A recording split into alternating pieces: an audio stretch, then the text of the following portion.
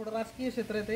एक आमच्याकडे मंत्री साहेब येऊन गेले, बरं 10 लाख रुपये कॅश घेऊन आलते, पण आम्हाला विकायचं नाही. किती गायी झाल्या? गायी किती झाल्या? कुठल्या ह्याच्याकडे गाय एक 250-300 गायी झाल्या. बरं बरं. आणि या बैलाची माहिती? हे आपण खालून डेप्युटी नाही का, हां हां कागनेरी, हां कागनेरीला कागवाड, बरं कागनेरीचे डेप्युटी कुठून बैल घेतला हा. हं, हा बैल आटपाडी खाणीतला बैल. बरं असं आम्हाला घेताना थोडस काम्याचा मुलगा असं समजलं, बरं. प्लस आटपाडी खाणीचं. मग ते आटपाडीचे वारलेला बैल काय त्याचं नाव ते चव्हाण्यांचं. चव्हाणचा, हां हां चव्हाण यांचा बैलाचा बैल. नंतर माहिती पूर्ण कळाली की हा हं. आणि बुवा जाधवांचा बर. सक्के भाऊ. बरं. हा त्याच गाय माहिती, एकच गायला दोन्ही वाजता झाले. कोणाची गाय होती काय माहिती? याला ते व्यापारी आहेत, त्यांनी मला पूर्ण माहिती झाली, फोटो वगैरे आहेत ते. बरं एवढं काय मला त्यांचं नाव सांगता येणार नाही. बरं. त्या बैलाचा मुलगा? हा त्या बैलाचा मुलगा, बैल आटपाडी खाणीचा. पण बर. हे घेताना मला वेगळं कळालं होतं, हं. पूर्ण माहिती निघाल्यावर समजलं की हा आटपाडीला यायचा बैल. आणि गायी किती झाल्या त्याच्या? ह्याला आपण आणलेला एक कमीत कमी झालं एक 5.5-6 महिने झाले. बरं. 150 गायी झाल्या त्याच्यात. 150. हो. बरं. आणि या बैलाची माहिती? हा बैल प्रॉपर सलगर खाणीतला बैल. बरं.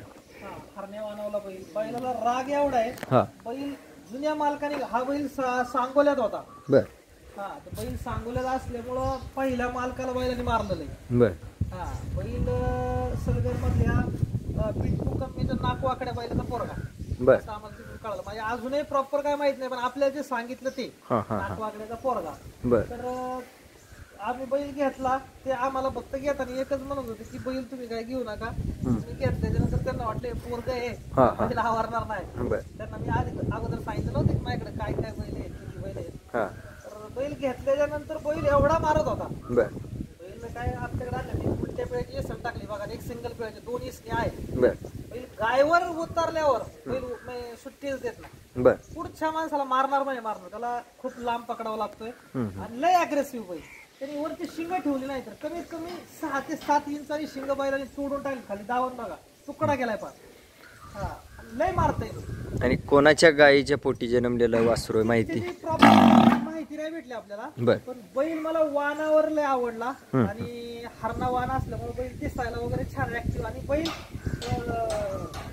आत्ताच मी एक 8 दिवस झाले वर्ध्याला बैल घेऊन गेलो. 885 किलोमीटर बरं. रनिंग हा. झालं.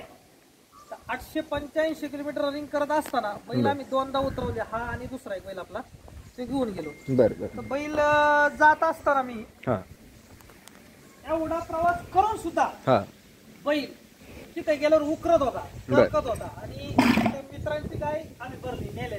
बर. बैल उतरवला की 5च मिनिटात एवढा प्रवास करून सुद्धा बैल इतका फ्रेश. बरं. आपण म्हणतो ना खाणीचा गुणधर्म, किंवा ग्रीड लाईन वर काम केल्यानंतर, किंवा रक्त हां रक्त बर. ते एवढं गरम रक्ताचं बैल. बरं बरं. तिकडे गेल्यानंतर त्यांना दाखवलं गुण. हो. बरं. आणि या बैलाची माहिती? हा आता तुम्हाला सर्वांना माहितीच आहे. बरं. आणि आमच्यापेक्षा तुम्ही जास्त बैलाला ओळखताय, कारण बैलाची कारकीर्द तुमच्या कॅमेऱ्यावर पहिल्यापासून बघितली आम्ही. आणि बैल हा सोमनाथ पाटील यांच्याकडून आम्ही घेतला. बरं सर बरं. सोन्या, माझ्या कॅमेऱ्यात कारकिर्दी आहे म्हणून कोणी सांगितली? मी स्वतः पाहिली ना. बघितली? हा बरं बरं. घे, बा.